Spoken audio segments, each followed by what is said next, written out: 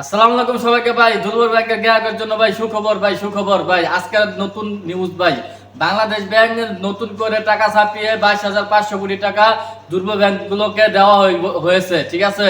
তো আগামী রবিবার থেকে পুরা টোটালি সম্পূর্ণ দুর্বল ব্যাংকগুলো আবার আগের মতো মনে করেন সার্ভিস দিবে গ্রাহকদেরকে। কোনো টেনশনের কোনো কারণ নাই ভাই। গভর্নর কিন্তু আগে বলছিল যে টাকা ছাপাবে না, কিন্তু উনি এই সিদ্ধান্ত থেকে সরে আইসা তিনি নতুন করে আর কি সিদ্ধান্ত নিচ্ছেন 22,500 কোটি টাকা নতুন করে টাকা ছাপিয়া মনে করেন দুর্বল ব্যাংকগুলোকে দেওয়া হয়েছে। আমরা দুর্বল ব্যাংকের গ্রাহক যারা আছি কোনো ভয় পাওয়ার কোনো কারণ নাই, ঠিক আছে। নতুন করে টাকা ছাপাইয়া দেওয়া হয়েছে বলে যে আমরা সবাই যে সব টাকা তুলে ফেলবো এরকম কিন্তু না, ঠিক আছে। আমরা ব্যাংকগুলোকে বাঁচাইতে পারি কিন্তু, ঠিক আছে। সুন্দরভাবে লেনদেন করব, কোনো ভয়ের কোনো কারণ নাই। আর যারা প্রবাসী ভাইরা আছে, ঠিক আছে, তারা কোনো টেনশন নাই, তারা প্রবাস থেকে টাকা পাঠান, কোনো সমস্যা নাই।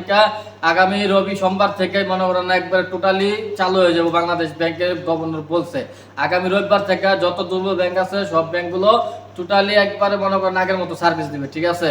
তো এটা আমাদের সুখবর, এটা আপনাদের জানালাম আর কি। আমিও নিজেও একটা দুর্বল ব্যাংকের গ্রাহক, ঠিক আছে। খুবই টেনশনে আসলাম, এখন টেনশন মুক্ত হয়েছে।